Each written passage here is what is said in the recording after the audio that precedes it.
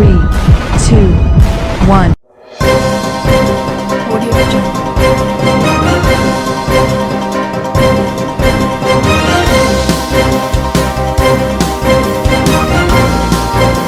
Audio Jungle. Audio Jungle.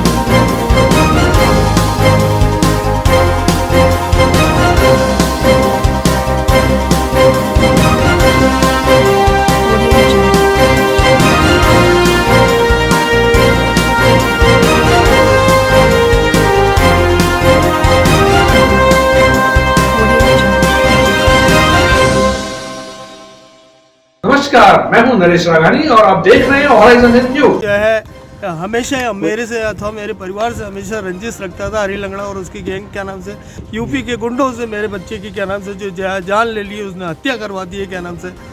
हरी लंगड़ा ने मनोज यादव उर्फ देवेंद्र यादव को सुपारी दी थी जो उसे 20 लाख रुपए देगा यदि वो नितेश नैन को मार देता है और उसने ये कॉन्ट्रैक्ट को एक्सेप्ट करता है। हिस्ट्री शीटर हरी लंगड़ा गैंग ने 4 फरवरी को अपहृत नितेश नैन की कर दी हत्या। अलवरगेट थाना पुलिस ने हरी लंगड़ा सहित 5 आरोपियों को किया गिरफ्तार। धोलाबाटा सरस्वती नगर निवासी नितेश नैन द्वारा पूर्व में हिस्ट्री शीटर हरी लंगड़ा की पत्नी को भगा ले जाने के मामले में नैन परिवार और हरी लंगड़ा गैंग के बीच अदावत चल रही है। इसी अदावत के बीच हरी लंगड़ा गैंग द्वारा पूर्व में नितेश नैन के जीजा के घर पर फायरिंग का मामला हुआ तो वहीं दूसरे जीजा के टेंट गोदाम को आग के हवाले कर लाखों रुपए का नुकसान किया गया। इसके बाद हरी लंगड़ा ने KTN चैनल के कथित संपादक मनोज यादव उर्फ देवेंद्र यादव को नितेश नैन को मारने की सुपारी 20 लाख रुपए में दे दी। 4 फरवरी को नितेश नैन के पिता प्रेमचंद ने अपने बेटे नितेश नैन के अपहरण का मुकदमा दर्ज कराते समय पुलिस को बताया था कि हरी लंगड़ा गैंग उसे अपहरण कर ले गई है और उसकी हत्या कर देगी। इस मामले में जिला पुलिस कप्तान विकास शर्मा के निर्देश पर ASP विकास सांगवान, प्रशिक्षु IPS Sujeet Shankar, CO south Mukesh Soni के निर्देशन में अलवरगेट थाना प्रभारी रविंद्र हाड़ा के नेतृत्व में अलग अलग पुलिस टीम का गठन किया गया। पुलिस टीम द्वारा किए गए अनुसंधान और खुलासे की जानकारी देते हुए प्रशिक्षु IPS सुजीत शंकर और CO मुकेश सोनी ने बताया। इस पूरी कॉन्स्पिरेसी की शुरुआत हरी लंगड़ा से हुई थी। तो हरी लंगड़ा इसमें मुख्य अभियुक्त है। इसके साथ में इन्होंने जो जैसा सर बता रहे थे इस जो सुपारी किलिंग है इसका कॉन्ट्रैक्ट उसने मनोज यादव को दिया था। तो मनोज यादव एक कोई KTN news channel YouTube channel चलाता है और अपने आप को पत्रकार भी बताता था। तो उसने ये कृत्य किया और अपने साथ ही एक गौतम के साथ मिलकर ये काम किया। तो 3 लोग तो अजमेर के लोकल इसमें शरीक रहे हैं, उन तीनों को गिरफ्तार कर लिया गया है। इसके साथ साथ ही चौथा व्यक्ति बिट्टू नाम से वांटेड है अभी, जो फरार चल रहा है, अपनी मशकन से रुपोश है, उसको ढूंढ रहे हैं। उसके लिए भी अलग टीमें हमने लगा रखी है। उस व्यक्ति ने हरी लंगड़ा और मनोज को आपस में मिलवाया था और उसने ये बात बताई थी कि इन दोनों के बीच में अगर ये पैक्ट हो जाए तो मनोज का चूंकि ये दोस्त था नैन जो है, और मनोज की और इसकी दोस्ती के कारण हरी लंगड़ा से संपर्क होता है और ये किलिंग सुपारी किलिंग की जो बात है वो आगे बढ़ती है। मनोज और कल्लू, जिसे हमने और गिरफ्तार किया है, कल्लू को, जो इटावा का रहने वाला है मूलतया, और उसके साथ में एक इमरान नाम से और लड़का है जिसे भी गिरफ्तार किया गया, वो भी इटावा का रहने वाला है, मूलतया यूपी के रहने वाले हैं। कल्लू और मनोज आज से कुछ वर्ष पहले कृष्णगंज थाना इलाका में एक कोई वारदात की थी, 70-80 लाख रुपए की लूट की वारदात हुई थी। उसमें भी ये दोनों साथ में गिरफ्तार हुए थे। उस समय से ये दोनों संपर्क में हैं और इसने इस कॉन्ट्रैक्ट को आगे कुछ अपने लिए पैसे बचाने के लिए और कुछ पैसे उनको देने के लिए इस तरह के कॉन्ट्रैक्ट को मिलकर असाइन किया कि भाई हम इस तरह से इसको मार सकते हैं। क्योंकि मृतक जो है नैन, वो खुद भी हष्टपुष्ट व्यक्ति है, उसको ज़बरदस्ती कोई ले जाने की क्षमता रखता नहीं है। तो इन्होंने उसको लालच दिया कि हम उसको हथियार दिलाएंगे ताकि वो भी इस हथियार का किसी न किसी तरीके से कोई प्रयोग कर ले। तो उसको बहलावे में लेके इसको यूपी ले गए और यूपी ले जाकर साजिशन तरीके से, जैसा कि इनका तो पूर्व से पहले से प्लान था ही, इनकी मीटिंग्स भी होती है आगरा में, जयपुर में, अलग अलग जगह मीटिंग्स भी होती है इन सब चीज़ों को डील करने के लिए, तय करने के लिए किस तरह से वारदात करेंगे ये। तो ये करके फिरोजपुर में इन्होंने, जहाँ पर एक कल्लू का मकान है, उस मकान में एक तहखाना बना हुआ है और उसमें मकान का कंस्ट्रक्शन का काम भी चल रहा है। तो उस तहखाने के अंदर ले जाकर रात को उसे मार देते हैं और फिर जब तक हम इनकी दस्तियाबी करते हैं तब तक मकान के ऊपर फर्श भी बिछ गया होता है। तो कुल मिला के इन्होंने एक बड़ा प्लान ये किया था कि ये घटना खुलेगी नहीं और पुलिस भी चूँकि कड़ी से कड़ी जोड़ नहीं पाएगी, इसलिए वो एक घटना इतिहास ही बनकर रह जाएगी, लोगों के सामने नहीं आ पाएगी जी। लेकिन इस दौरान पुलिस ने कोई ठोस कार्रवाई नहीं की जिसके चलते उनके बेटे की जान गई है। तो इसमें पुलिस की भूमिका जो लेट लतीफ़ी है उसको लेकर भी कुछ कहेंगे? उनके द्वारा 2 प्रकरण पहले दर्ज करवाए गए, जिसमें एक फायरिंग की घटना हुई थी, उसके बाद तुरंत बाद इनको लाके जेल में बंद करवा दिया गया था 307 में, और आर्म्स एक्ट में प्रकरण भी दर्ज किया गया। और उस समय भी हमने तुरंत ही दूसरे दिन ही सभी लोगों की गिरफ्तारी कर ली थी और आर्म्स भी रिकवर कर लिया था। ये माननीय न्यायालय पर निर्भर करता है कि वो किसी को जमानत का लाभ दे या नहीं दे। तो वो उनके विवेक संगत तरीके से उन्होंने उनका जमानत का लाभ दिया, जो उनके जितना हक बनता है उस हक को उन्होंने तय किया। पुलिस की तरफ से क्राइम होने से पहले अगर हमारे पास किसी तरह का इनपुट होता, जैसा कि इस मृतक नैन के बारे में इस तरह की खतरे की आशंका हमें अभी तक नहीं बताई गई थी, और जैसे ही इन्होंने बताया उसी समय तत्काल ही हमने कार्रवाई उनके परिजनों के सामने ही शुरू कर दी थी। दूसरी बात, मृतक नैन की जब हम लोगों को जब ये रिपोर्ट प्राप्त हुई 365 में, तो हमने उसकी CDR का भी एनालिसिस किया। तो CDR के एनालिसिस से पता चला कि वो पिछले 5-6 महीने में अजमेर में आया ही नहीं। तो चूंकि जो व्यक्ति यहाँ पर रहा ही नहीं है और आया ही नहीं है, तो उसकी जान के खतरे को लेके हम एसेस घर बैठ के कर नहीं सकते, और एक आम व्यक्ति भी नहीं कर पा सकता जब तक कि हमारे पास रिपोर्ट नहीं आती, जब तक हमारे पास इस चीज़ के बारे में इनपुट नहीं आता। और दैवीय शक्तियाँ हमें प्राप्त नहीं है, हम भी आप ही तरह मानवीय व्यवहार रखने वाले लोग हैं। जैसा हमें पता चलता है हमने उसी अकॉर्डिंगली काम किया, और रिपोर्ट आने के 5 दिन के अंदर हमारे पास आज यूपी के वो लोग भी हैं जिन लोगों को पिछली बार हम 15 दिन तक पकड़ नहीं पाए थे 2017 की घटना के टाइम में, और आज वो हमारे पास घटना के 5 दिनों के अंदर हमारे पास हैं, गिरफ्तार हैं। उनसे हमने पैसे भी रिकवर किए हैं, उनके प्रॉपर्टी के जो कागजात है वो भी सीज किए हैं, और एक्टिवली सब चीज़ें जो हमारे नॉलेज में आई है उसके अकॉर्डिंग हमने की है। आपका क्या मामला जी सर? सर ये सुपारी किलिंग का था, जिसमें हरी लंगड़ा ने नितेश नैन को मारने का सुपारी दिया था। और इसका जो मकसद था, क्योंकि नितेश नैन ने हरी लंगड़ा की बीवी को कुछ दिन पहले भगा के ले गया था, तो हरी लंगड़ा ने मनोज यादव उर्फ देवेंद्र यादव को सुपारी दी थी, जो उसे 20 लाख रुपए देगा यदि वो नितेश नैन को मार देता है, और उसने ये कॉन्ट्रैक्ट को एक्सेप्ट करता है। और मनोज यादव ने ये कॉन्ट्रैक्ट कल्लू उर्फ मोहम्मद इसरार को देता है, जो फिरोजाबाद का रहने वाला है, यूपी का। तो ये सब में 1 तारीख को कल्लू ने उसको मार दिया और अपने घर में ही गाड़ दिया था, फिरोजाबाद में। तो इस प्रकरण में जब 7 तारीख को जब परिवाद आया SP सर के ऑफिस में, तो SP सर ने इस पर केस रजिस्टर करवाया, और 3 टीम का गठन हुआ, जिसमें CI साहब, CO साउथ साहब और मैं इस प्रकरण को देखना काफ़ी तेज़ी से उसमें इन्वेस्टिगेशन शुरुआत किया गया। तो हमें जो लीड मिला उसके फैमिली की तरफ से, जो मनोज यादव था, तो उसने हमें बताया, कुछ स्टोरी बताया। फिर उसके अकॉर्डिंग हमने प्रोसीड किया, तो हमने कल्लू को गिरफ्तार किया, और फिर कल्लू ने बताया जो अपने घर पे नितेश नैन को मारा और गाड़ दिया था। तो उसके अकॉर्डिंग उसने बताया जो वो जगह ले जा सकता है, तो ये पूरी टीम गई थी, तो वो बॉडी का रिकवरी कल हुआ। तो ये पूरा प्रकरण था। वहीं पुलिस ने मृतक नितेश नैन के शव को उत्तर प्रदेश से बरामद कर अजमेर जेल अस्पताल की मोर्चरी में उसका मेडिकल बोर्ड से पोस्टमार्टम कराया है। मोर्चरी के बाहर मौजूद नितेश के पिता प्रेमचंद नैन ने बताया कि उसके बेटे की आखिर हत्या कर दी गई। पहले क्या घटना हुई थी, अभी क्या आपको सूचना मिली है? वह क्या नाम से रंजिश रखता था और मेरे छोरे को मारना चाहता था। उसने हत्या कर दी मेरे छोरे की ले जा करके, और उसने जो है हमेशा मेरे से अथवा मेरे परिवार से हमेशा रंजिश रखता था, हरी लंगड़ा और उसकी गैंग क्या नाम से। और उसने वहाँ बाहर ले जा करके यूपी के गुंडों से मेरे बच्चे की क्या नाम से जो जान ले ली, उसने हत्या करवा दी है क्या नाम से। क्या मिली, क्या सूचना मिली आपको? कहाँ मिली बॉडी? बॉडी क्या नाम से बाहर मिली है क्या नाम से, यूपी में, यूपी के अंदर मिली है क्या नाम से जो है। हाँ। क्या नाम है बच्चे का? नितेश कुमार नैन मेरे बच्चे का नाम था। 28 साल की उम्र का जवान बच्चा था मेरा। कोई पुरानी रंजिश थी क्या? कोई मामला था क्या कोई पुराना? हाँ, वो रंजिश रखता था किस आपस बात में के लिए? क्या नाम से जो है। किस बात के लिए रंजिश रखता था? ये तो पता नहीं, वो ही जाने साहब रंजिश, लेकिन रंजिश रखता था। पहले भी जो है 23 तारीख को उसने मेरे घर पे, मेरे जो है दामाद के घर पे गोलियां चलाई, 5 गोली चली, जिसके अंदर जो है रामगंज थाना में केस मुकदमा दर्ज है। मेरे छोटे वाले जो दामाद के घर के ऊपर उसने आग लगवा दी क्या नाम से। उसके अंदर कम से कम जो है 15-20 लाख का मेरा जो है गोदाम का सारा सामान जल गया। और उसके घर पे भी उन्होंने आम के तालाब में क्या नाम से जो है आक्रमण करवाया क्या नाम से, गुंडों से करवा करके। इस तरह से वह मेरे परिवार को और जो हमको जिंदा नहीं रखना चाहता, वो मारना चाहता है। मेरी आपसे गुजारिश है पत्रकार बंधुओं से कि आप ऐसा करें जिससे कि हमारी और हमारे परिवार की भी रक्षा हो सके। वो नहीं तो हमको भी मार देगा। मेरे को ये संदेशा मेरे परिवार को खत्म। कौन है, क्या नाम है? हरी लंगड़ा और उसकी गैंग। अच्छा, पुलिस से कोई शिकायत की थी कि आपने अपहरण को लेकर? अपहरण को लेकर के मैंने 4 तारीख को शिकायत की। उसके बाद SP साहब के पास गया 6 तारीख को, 7 तारीख को गया। उन्होंने SP साहब ने इनको लिखा था थाने के अंदर, फिर जो उन्होंने कुछ कार्रवाई की। ठीक है, मिल गई बॉडी, मिल गई, घर यहाँ आ गए? बॉडी यहाँ आ गई क्या नाम से। तो बच्चों के बाद दफना था क्या जमीन में? हाँ, मैं नहीं गया, मुझे नहीं लगे थे, पुलिस वाले गए थे, मेरे को पता नहीं, मेरे पुलिस वाले ले गए थे।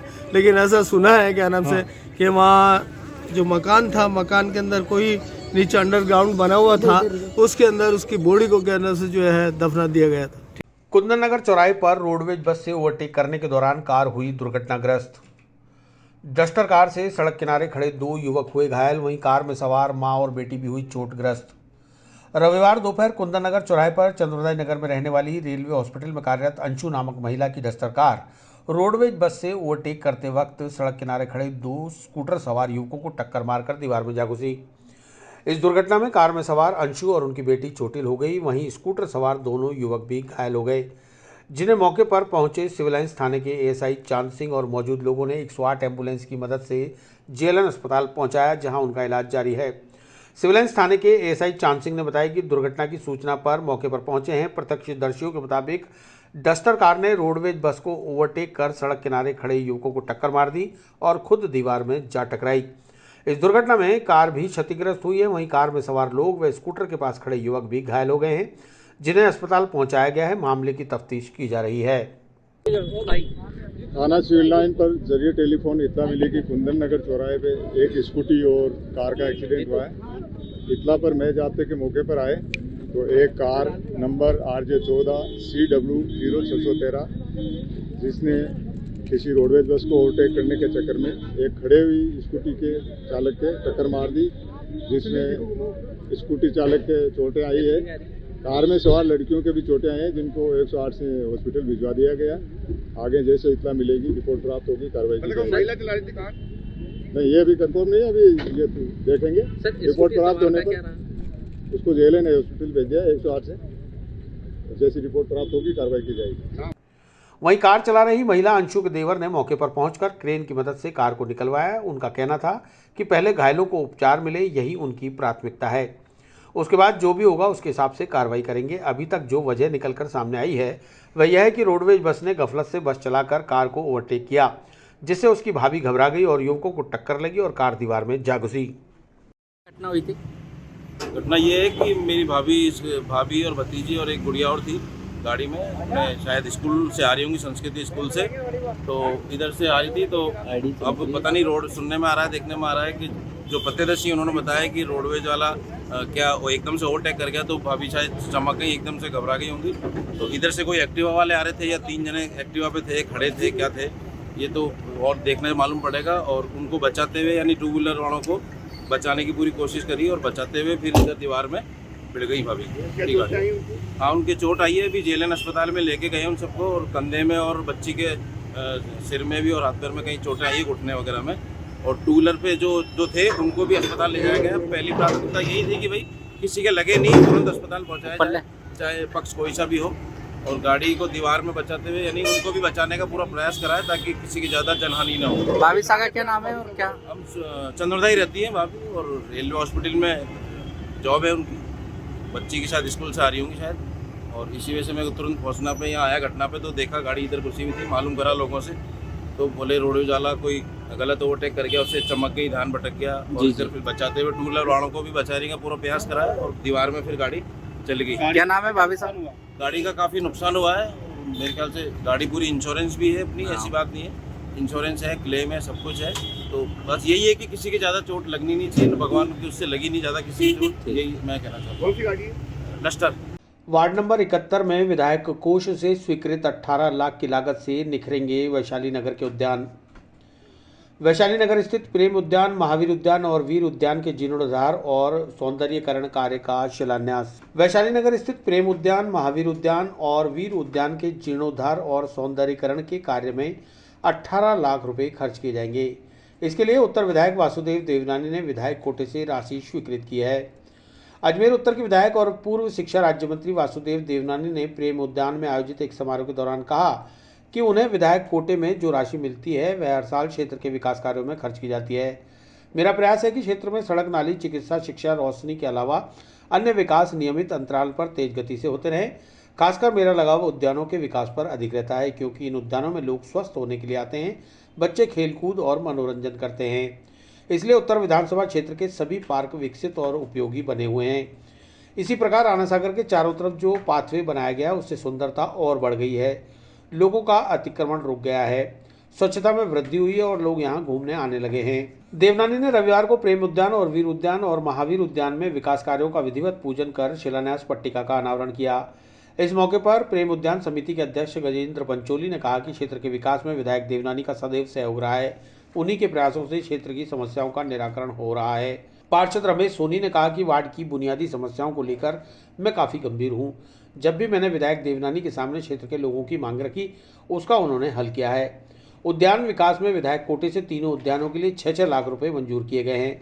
मंच संचालन सुरेश जैन ने किया। इस मौके पर राजेंद्र गांधी, कपिल गर्ग, गोविंद वर्मा, मुकेश माथुर, जगदीश प्रसाद साहू, नरेश चंद, वजीर भाई, श्री कृष्ण गोपाल गर्ग, योगेश अग्रवाल, गिरीश मोहन, सत्यनारायण शर्मा, DK मेहरा, SS खन्ना, मनीष जैन, संजय श्रीवास्तव, विजय टकसाली व ND सिंघानी सहित बड़ी संख्या में क्षेत्रवासी मौजूद रहे। आज हमारे वैशाली नगर स्थित प्रेम उद्यान, वीर उद्यान और महावीर उद्यान, ये इन गार्डनों में विकास कार्यों के लिए हमारे माननीय विधायक उत्तर श्री वासुदेव जी देवनानी ने शिलान्यास किया। उस अवसर पर उन्होंने जो 18 लाख की लागत का इनमें निर्माण कार्य होगा, जिसमें उद्यानों का विकास और उनमें 4 दीवारी और टूट फूट की मरम्मत और ये की जाएगी। इसका इन्होंने विधायक कोटे से 18 लाख का प्रोजेक्ट पास किया है और आज इसका शिलान्यास हुआ, जो शीघ्र ये कार्य संपन्न हो जाएगा और इससे उद्यान में घूमने आने वाले लोगों को राहत मिलेगी। असामाजिक तत्वों का जमावड़ा नहीं होगा। ऊंची दीवारें होने से थोड़ी सुरक्षा बढ़ेगी। कौन थे आज इस कार्यक्रम में? आज हमारे क्षेत्रीय पार्षद श्री रमेश जी सोनी भी इस अवसर पर मौजूद थे और विधायक और पूर्व मंत्री श्री वासुदेव जी देवनानी भी इसका शिलान्यास किया और पंडित हमारे राजकुमार जी ने मंत्रोच्चार के साथ पूजा पाठ कराई। समिति के अध्यक्ष, हमारे विकास समिति के अध्यक्ष श्री गजेंद्र जी पंचोली, कोषाध्यक्ष कपिल जी गर्ग और सचिव खंडेलवाल जी और ये उपस्थित थे।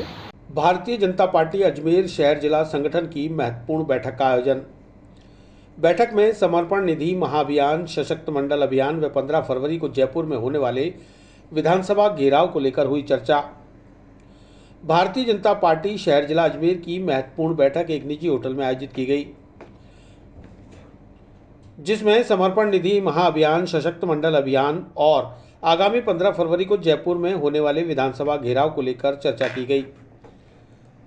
उत्तर विधायक वासुदेव देवनानी ने कहा कि हमने भी रीट की परीक्षा करवाई थी। हमने सरकारी प्रशासनिक अधिकारियों को संयोजक व सह संयोजक बनाया, जबकि कांग्रेस ने राजीव गांधी स्टडी सर्किल के पदाधिकारियों को संयोजक बनाया, जिससे धांधली में कांग्रेस के नेताओं का होना स्वाभाविक है। SOG की जांच में भी सामने आया है कि पेपर आउट हुआ है, लेकिन SOG राजस्थान पुलिस का ही एक अंग है। ऐसे में SOG कभी भी सरकार के मंत्री व मुख्यमंत्री से सवाल नहीं कर सकती। ऐसे में इस धांधली की CBI जांच ही होनी चाहिए। आत्मनिर्भर अर्थव्यवस्था, जिसका ये पहला बजट संसद में पेश हुआ, तो भारत जब अपने 100 वर्ष पूरे करेगा, उस समय हमारा भारत कैसा होगा, विश्व के अंदर विशिष्ट पहचान वाला हो। इसलिए यह बजट निश्चित रूप से एक ऐतिहासिक बजट है, नए भारत के निर्माण का बजट है और इसके अंदर जहाँ रोजगार के अवसरों पर सबसे ज़्यादा ध्यान दिया गया है, जिसमें अधिकतम आधारभूत संरचना पे खर्चा हो रहा है और साथ में अधिकतम निवेश, सार्वजनिक निवेश उसके लिए आ रहा है और विशेष रूप से MSME के लोगों को अधिक से अधिक सहयोग दे करके, आर्थिक सपोर्ट दे करके उनमें 2,30,000 करोड़ ऐसा MSME में अंदर लोगों को सहयोग किया जा रहा है, ताकि उद्योग मजबूत होंगे तो सबसे ज़्यादा रोजगार वहाँ मिलेंगे। इसलिए रोजगार पे ध्यान दिया गया है। जो हमारे विपक्षी दल कह रहे हैं कि साहब इसे रोजगार का कुछ नहीं है, इसे सर्वाधिक रोजगार का यदि बजट कहा तो मोदी जी के बजट को कहा जा सकता है। इसलिए यह बजट हमें निश्चित रूप से आगे बढ़ करके क्रांति करने वाला है। इसलिए राज्यों में भी राज्यों को क्या मिला, राज्यों को 1 लाख करोड़ का इसमें सहयोग का भी प्रावधान है, जिसमें राजस्थान का भी है। ऐसा नहीं कि राजस्थान को कुछ नहीं मिलेगा, लेकिन अब केवल विपक्ष की आदत हो गई कि नरेंद्र मोदी फोबिया या RSS फोबिया या BJP फोबिया उनके दिमाग में है। वास्तव में यह बजट देश को मजबूत बनाते हुए विश्व में एक अलग शक्ति के रूप में खड़ा करेंगे, ताकि हम जब 100 वर्ष के हो जाएं हमारी आज़ादी को, उस हमारा देश सुसंपन्न, एक अच्छा आत्मनिर्भर, अपने पाँव पे खड़ा होने वाला और हमारे यहाँ का युवा विश्व के अंदर एक प्रकार का अपना डंका बजाने वाला हो। दक्षिण विधायिका अनीता बघेल ने सशक्त मंडल अभियान पर अपना विषय रखते हुए कहा कि यह अभियान संगठन का अत्यंत महत्वपूर्ण अभियान है। यदि हम अपने मंडल को मजबूत कर लेते हैं तो हमें किसी भी परिस्थिति में विजय होने से कोई नहीं रोक सकता। हमारा संगठन ही हमारी ताकत है। ऐसे में यदि हम सशक्त मंडल में सफल होते हैं तो हमारा संगठन स्वतः ही सशक्त होगा। देखिए, नरेंद्र मोदी जी के नेतृत्व में भारत सरकार ने ये जो बजट प्रस्तुत किया है, ये आत्मनिर्भर भारत को बनाने में अपनी महत्वपूर्ण भूमिका बनाने वाला है, क्योंकि हम आज़ादी का अमृत महोत्सव मना रहे हैं और आने वाले 25 वर्ष हमारे देश के लिए बहुत महत्वपूर्ण है। ऐसी स्थिति में हमारा भारत की तस्वीर कैसी हो, हम कैसा भारत को कैसा देखना चाहते हैं, तो आत्मनिर्भर भारत के तहत उन्होंने 5 स्तंभों पर अपने पूरे बजट को स्थापित किया है।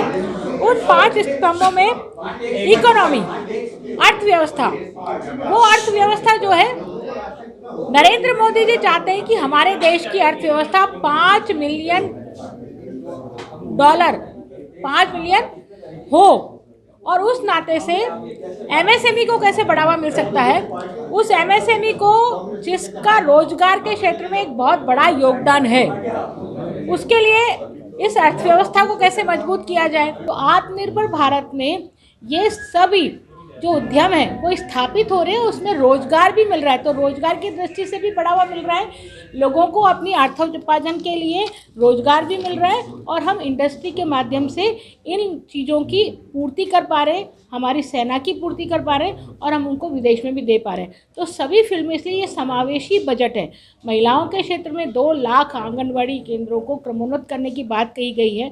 साथ ही मिशन शक्ति, मिशन वात्सल्य योजना के तहत करोड़ों रुपयों का प्रोविज़न किया गया है। तो कृषि के क्षेत्र में चाहे मॉडर्न इंफ्रास्ट्रक्चर के क्षेत्र में चाहे मजदूरी के क्षेत्र में चाहे शिक्षा के क्षेत्र में चाहे महिलाओं के क्षेत्र में हर जगह ये बजट जो है वो समावेशी बजट है, और आने वाले समय में इसका प्रभाव पड़ने वाला है। तो ये आम लोगों तक ये पहुंचना चाहिए, आम लोग इसके पात्र हैं। इतनी बात करके मैं अपनी बात को पूरा करती हूँ।